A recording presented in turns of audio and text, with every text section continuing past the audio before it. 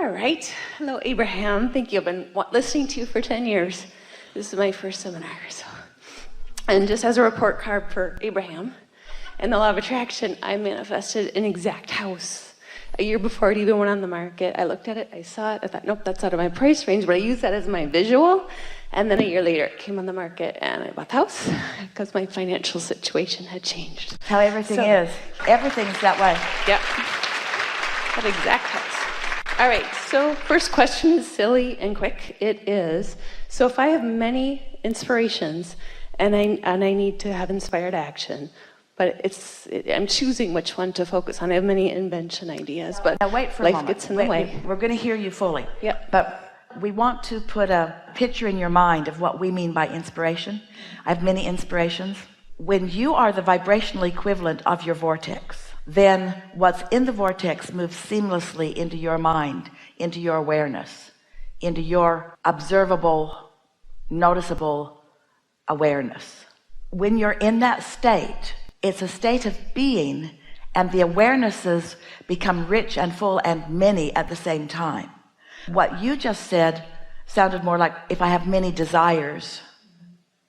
So we're asking for that clarification. I have many creative thoughts, and if I spend enough time focusing in a direction, I know I'll accomplish it. So we just want to establish something here. When the creative thought is active, when you're aware of it, the question is, am I under the influence of my connection with my inner being, or am I under the influence of needing something to be better? A little bit of both, yeah. You just want to have awareness of that, because when you have practiced satisfaction and you've meditated and you've learned to hold yourself pretty consistently in that place of feeling good, then what happens is it's just moment after moment after moment after moment that just delivers and delivers and delivers. Sometimes it delivers a new idea, an inspiration.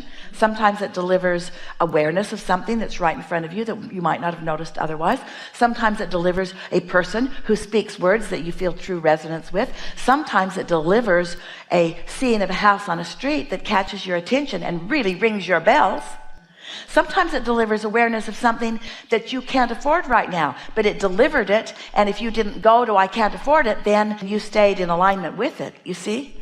And sometimes it delivers the opportunity to purchase it, bam, into full manifestation. Okay, all right. And if one, it's like I have many ideas for different kinds of inventions. I have a creative mind. And so if I'm going to pursue one project, but there's many to choose from. Here's the thing. You're really going to like this. If the thought is coming to you because you're in the receiving mode, if the thought that your inner being is offering is received by you, then there's no question in that situation on your part that you are going to pursue it, because it's got the momentum of source energy flowing. It feels like such an idea that you couldn't possibly not move in the direction of it. But what you're talking about the distinction. This matters so much. This is really a good question of, do I pursue it just by letting it waft across my mind? Do I pursue it by deliberately thinking some thoughts like it? Do I pursue it by taking action? And we want you to feel the difference between the momentum of no resistance and the momentum of passion. And so you'll get so that you can feel whether action is required right now or whether it's just something more to think about. And it's always, no matter where it comes from, it's always, hear this, it's always something more to think about, because the more you think about it, the more your guidance system will let you know what influence you're under while you're thinking about it. Let's say an idea comes and you're not sure, so you let yourself think about it. And the more you think about it, the more uncomfortable it becomes. So it turns out it's not the best idea. Sometimes others influence you to something. Esther, she has a sort of a snow house in another state, and she'd thought about going there for Christmas, but all the people that she wanted to be with wanted to be in other climates. And so she thought, okay, well, we'll just do other things. And then the more she thought about it, the more she thought, well, I'd like to be there. I'm going to put the lights in the trees, and I'd like to be there. So she let that momentum go, and she took pleasure in the thought. The lights will have the trees in them, and the snow will be on the ground, It's just a nice place to be. So she let her mind follow that path. It felt really good to her. So now she's on the cruise ship, the Greek cruise they just were on, with some of the friends and some of the family that she had thought might want to join her there. And she didn't bring it up, but one of them did, and they kind of decided that that's what they should do. So Esther said, yay. So now she was just softly thinking the thoughts, and they seemed to be on board. And then the cruise continued, and she got home, and she focused upon the things that she's doing, and she thought about Christmas, and she thought about Thanksgiving, and she thought about different things. And now when she's thinking about it, it didn't seem like such a good idea. It felt like something that she had sort of talked herself into and had sort of talked them into. And the more she thought about it, the less good it felt. You find yourself in these places quite often. Should I or shouldn't I? Should I or shouldn't I? So the only thing to do is keep thinking about it until what you really are feeling about it comes to the surface where you can really see it. And so then she thought about the other things she would do instead of that. Ooh, she felt energy move on that. And then she thought about that. She felt more energy move on that. And then she thought about that. And then she felt more move. And then she went back to try to think about that. Couldn't get there at all. Just show yourself. What you're showing yourself, really, we like this so much. What you're actually showing yourself is, you ready for this? Yes. You're showing yourself what you are the most cooperative component toward. And when you're on this satisfied and up side of the equation, there are lots of creative, wonderful choices, but they are not all equal in their path of least resistance. Some of them are ready to pop right now and inspire you into action.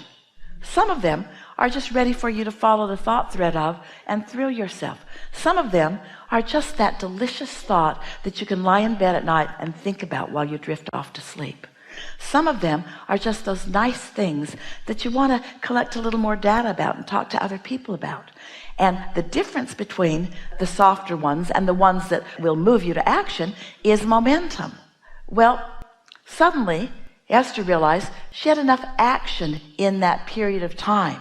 It wasn't that she doesn't love being with all of those people. It's just that it was going to require more action than was really comfortable to her. Are you hearing what we're saying? You get to steer your vehicle in the direction you want it to go. You also get to decide how much fuel you give the engine and how fast you want it to go. And so from our point of view, because we believe in ease and flow, we want you to let the law of attraction and the universe be the engine in all things. We don't want you to believe that your action is what makes it happen.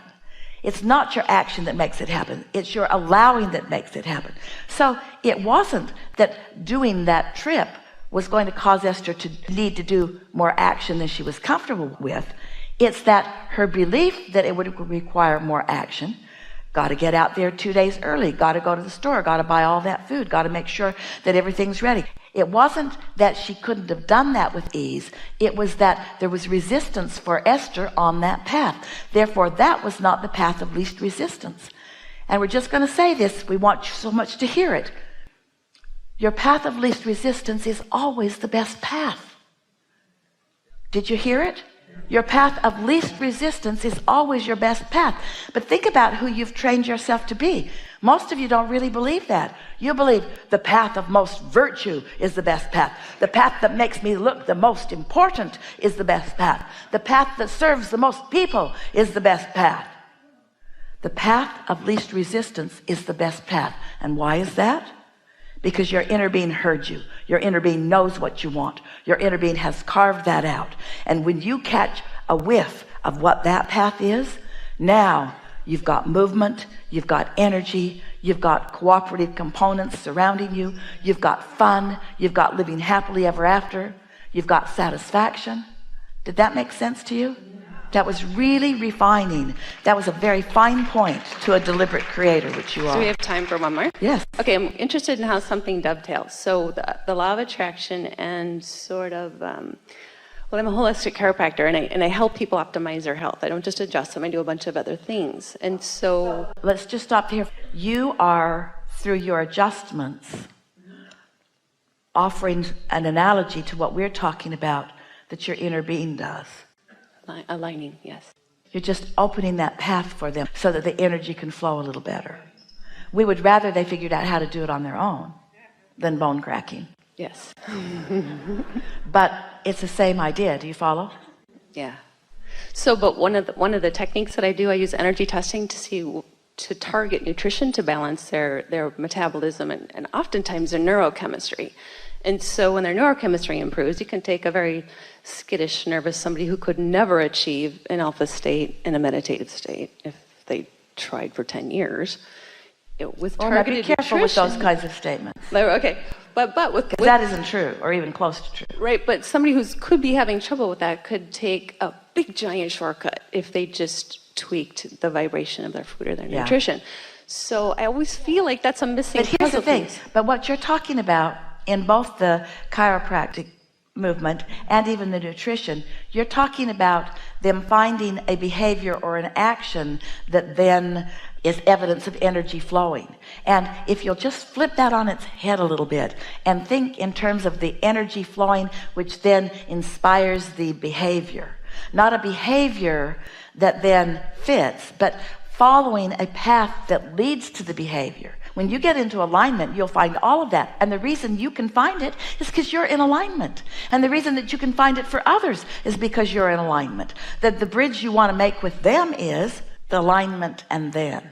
Yes, okay. Well, in my frustration piece comes in when the national conversation with, the violence and the things that does happen isn't in part, at least, because there's many factors, that the vibration of our food is just very poor for the general population. And so yeah. We know for sure that there are things that your body would benefit more from, and we know for sure that depending on where you are, sometimes, for example, we really want you to hear this, when you are tuned in, tapped in, turned on, and really feeling energetically connected, and you're starting to receive impulses to act, some of your cravings are part of that impulse. And those cravings, because you're wide open, are beneficial. But if you were not wide open and you followed a biological craving, it would be like flooding your carburetor. There aren't even carburetors in your cars anymore, but it would be like giving too much fuel to the engine that isn't burning it. And so to call any substance always bad is not a good idea. We're with you, and we don't mean to make you defensive. We really are on your side. It's really wonderful work that you're doing.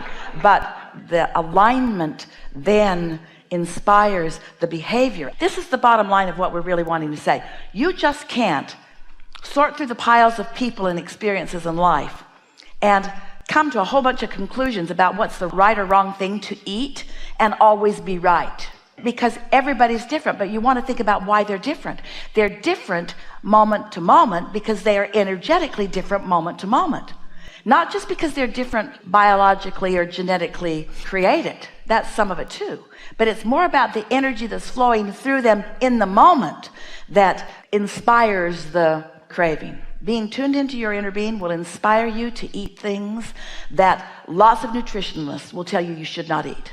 And when you are depressed, you'll be under the influence of inspiration that your body will show you were better off if you hadn't eaten it. It's almost like self-perpetuating misery in an action way.